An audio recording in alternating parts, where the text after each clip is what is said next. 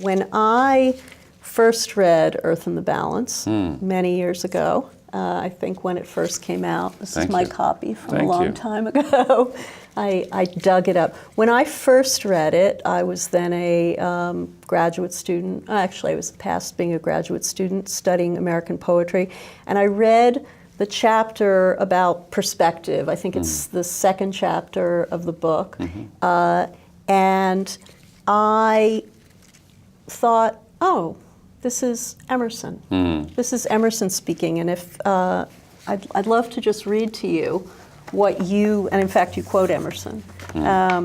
So you write this: when one considers the relationship of the human species to the earth, not much change is visible in a single year in a single nation.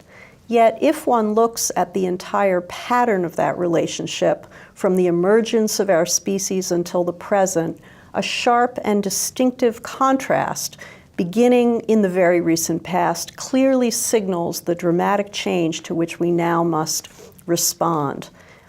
Another limiting factor is our normal spatial perspective.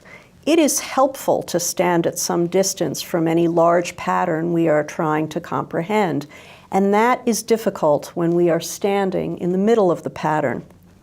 As Ralph Waldo Emerson said, the field cannot well be seen from within the field, and the cliche goes, you can't see the forest for the trees.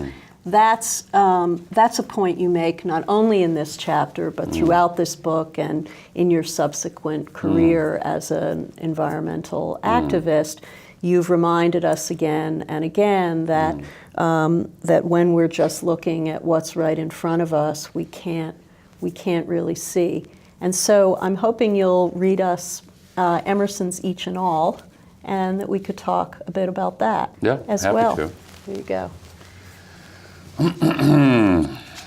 Little thinks in the field yon red-cloaked clown, of thee from the hilltop looking down.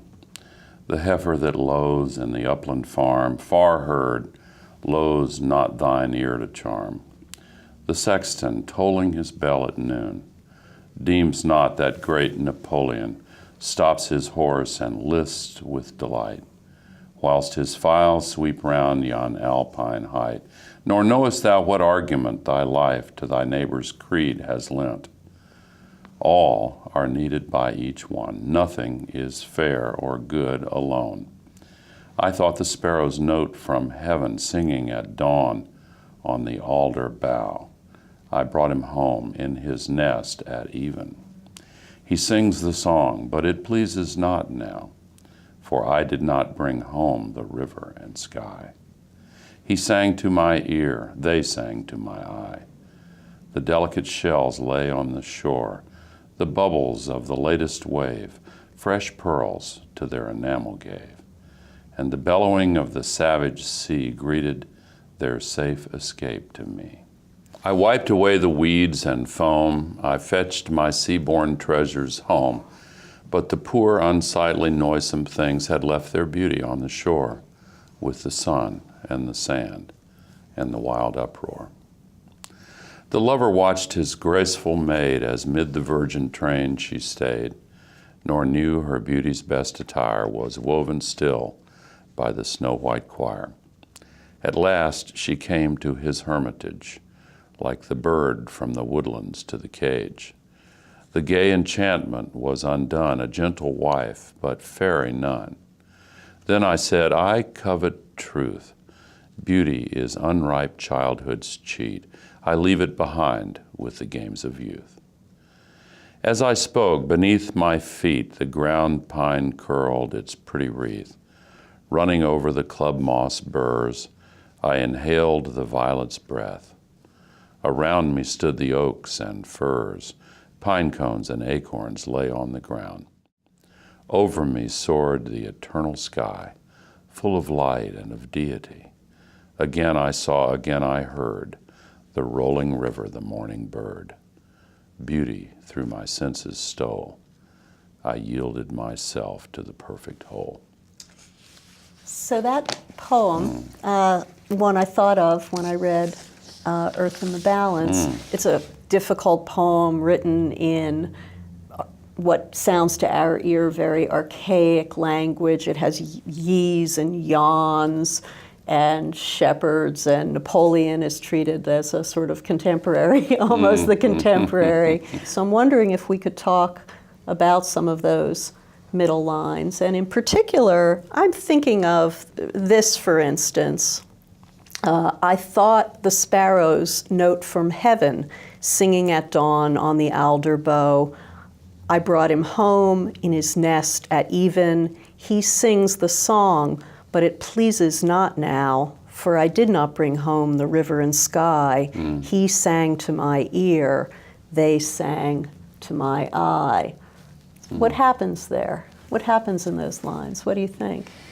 Well, it's all about holistic context. And elsewhere in the book you referenced, thank you, Earth in the Balance, I quoted Goethe's line, splitting, splitting, always splitting. This was an era in which the Western academic method was in part defined by reductionism, the splitting apart of analysis, subjects cutting things into up.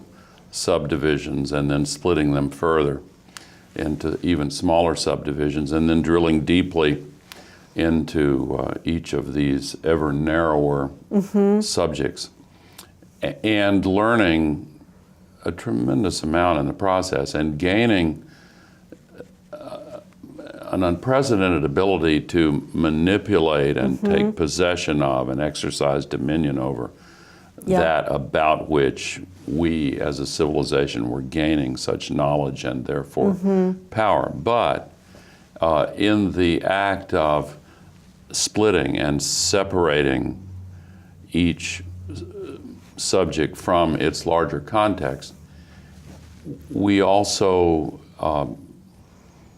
set the stage for this blindness where the whole is concerned.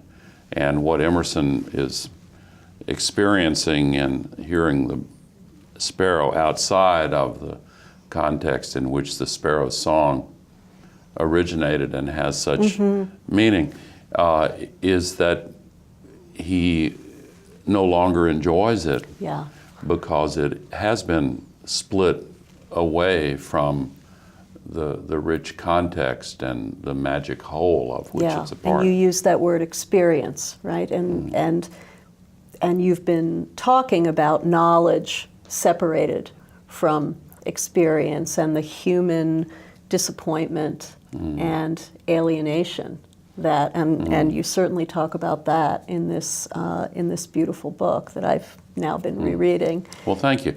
I always begin my slideshows with a picture of the Earth as a whole, and Earthrise, or the most commonly published photograph of the Earth from December 7th, 1972, on the last of the Apollo missions. The use of these pictures is intended to place people in the whole and to shift their perspective and their experience of the issues that so need discussion. And yet the image itself does provide us a kind of aesthetic satisfaction and an experience deeply human and feelingful at this Earth. And not only that, the so-called Earthrise picture, there's a wonderful video that NASA released just a couple of months ago that reconstructs the path of the spacecraft around the moon, on its orbit of the moon. It didn't land. This was before the moon landing, and how its attitude is it's rolling to take its pictures of the moon's surface. They were focused on individual craters on the surface of the moon. And all of a sudden, out of one of the windows, Bill Anders, one of the astronauts, says, "Wow, look at that! Hand me a camera." And there's this comical interlude where they're searching, just like a tourist coming up on a spectacular landscape. They're searching for the camera. Get me the color film. Quick, we're about to lose it. And then they lose the perspective, and it comes into view through another window, and they take the picture. So that sounds like a parable of some kind, but about too tight a focus. Yeah, but sure. But when they saw it, they immediately were jolted into a completely different frame of mind. A bigger yes, frame.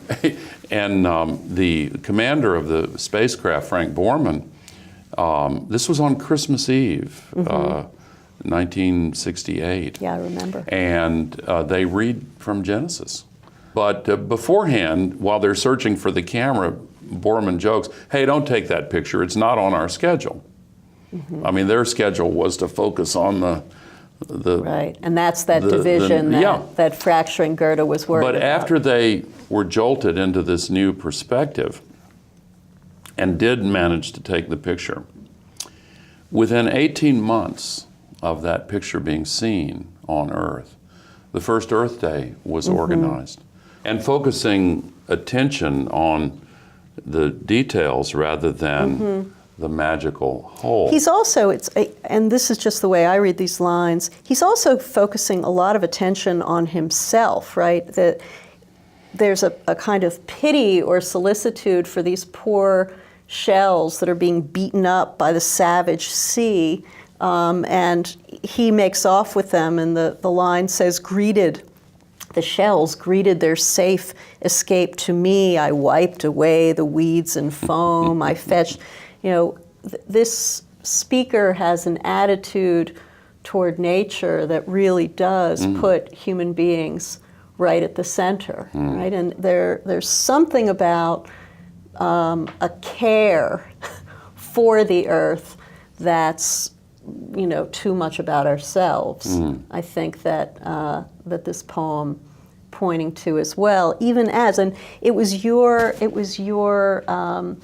emphasis on experience that reminded me of those lines, as your emphasis on experience takes me back to these, for I did not bring home the river and sky. He sang to my ear, they sang to my eye. Something goes wrong in the human being, as you point out in your book, when we lose a sense of that holistic, something holistic in us goes a bit haywire. You point that out. I think you used the phrase, let's see if you wrote it a long time ago, I bet you still use this phrase. You said there's an inner ecology. There's a human inner ecology that... and I have believed in all the years since I wrote this, that, as I say it here, that the global environmental crisis is the outward manifestation of an inner spiritual crisis. It's not just political, it's not just material. Correct. So, well said. We regiment our perceptions to fit in with what civilization regularly demands of us. We don't see with the eye, we see with the brain. And all reality is what they're now calling augmented reality in the tech world, because it all is a mixture of perception and memory and conditioning and focus and the allocation of attention. And if we regiment our perceptions to allocate attention as fully as we possibly can to some detail or some slice of the whole, then we literally can become blind to the larger whole within which the detail is found. Absolutely, right.